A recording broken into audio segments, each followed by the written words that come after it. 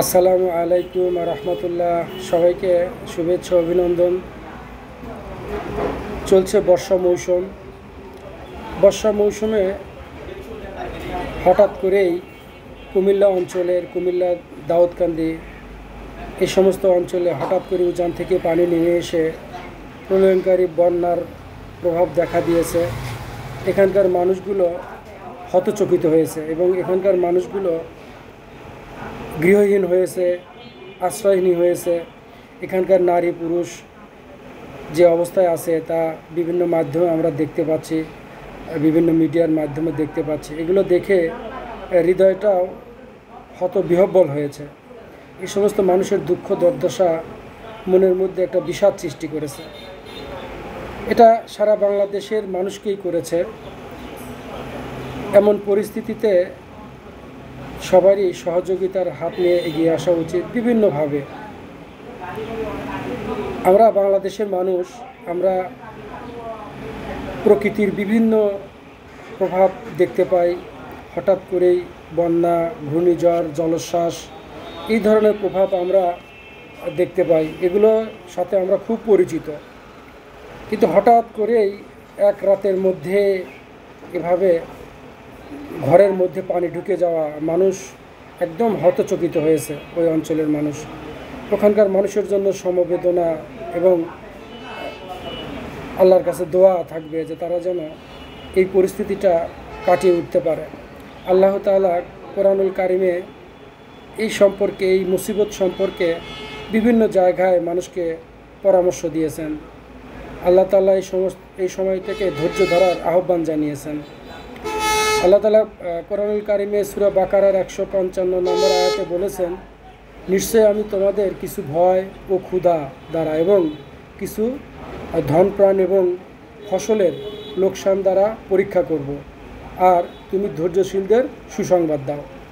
তাহলে আমাদের যা কিছু ক্ষতি হবে, আমাদের যা কিছু হারাবো আমরা, আল্লাহ তাআলা হয়তো উত্তম প্রতিদান দেবেন, এইটাই আমরা আশা করব এবং এইভাবেই আমরা মনোবলকে হারাবো না। এর সাথে সাথে বন্যাকালীন সময়ে কিছু করণীয় রয়েছে।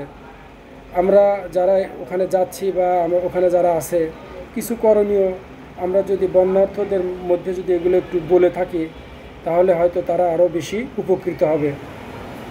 বন্যা থেকে নিরাপদ থাকতে কিছু করণীয় আছে। যেমন নিরাপদ স্থান নির্বাচন করা।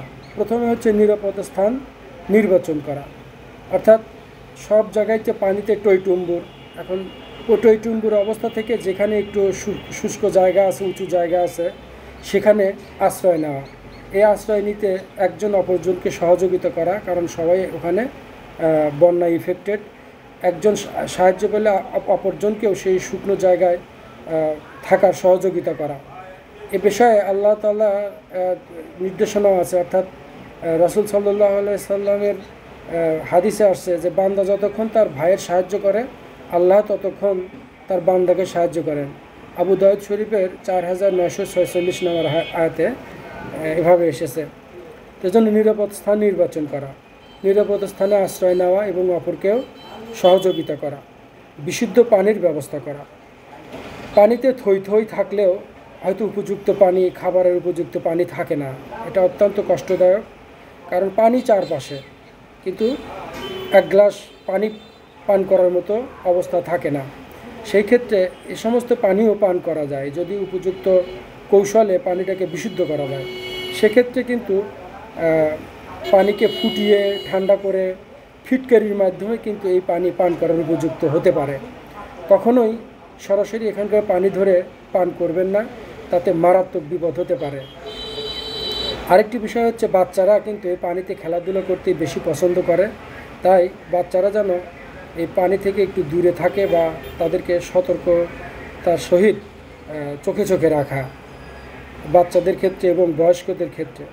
যদিও বিষয়টা কষ্টকর, তবুও এই সময়টি ধৈর্য ধারণ করে সবারই অবস্থান করা দরকার।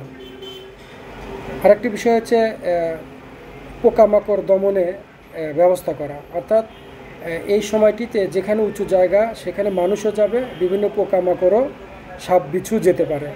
এই অবস্থাটি থেকে এখানে পোকামাকড় বা বিষাক্ত জিনিসকে তাড়ানোর জন্য ঘরোয়া কিছু পদ্ধতি আছে।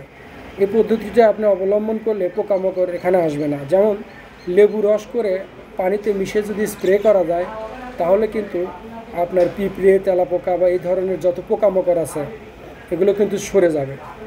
লেবু না থাকলে আপনি ঘরে রসুন থাকলে রসুন থেতলে রস করে সেটা পানির সাথে মিশিয়ে যদি ব্যবহার করেন, স্প্রে করেন, তাহলেও কিন্তু এই পোকামাকড় থেকে মুক্ত থাকতে পারবেন। সম্ভব হলে কিছু শুকনো খাবারের ব্যবস্থা ঘরে রাখা যেতে পারে। শুকনো খাবারগুলো এই মুসিবতকালীন সময়, আপদকালীন সময় খেয়ে জীবন ধারণ করা যেতে পারে। শিশুদের ক্ষেত্রেও বিশেষ নিরাপত্তা বা নজর রাখা দরকার। এই বিষয়গুলো কয়েকটি বিষয়ে খেয়াল করা এবং আশেপাশে যদি কোনো হোমিওপ্যাথিক ডিসপেন্সারি থাকে বা ডাক্তার সাহেবরা থাকেন, ওনাদের কাছ থেকে কয়েকটি ঔষধ নিয়ে রাখতে পারেন। যেমন রাস্টক্স নামে একটি ওষুধ আছে, ডালকামার ওষুধ আছে, নেট্রাম সাল্ফ আছে, তারপরে নাক্স আছে, অ্যাকোনাইট আছে।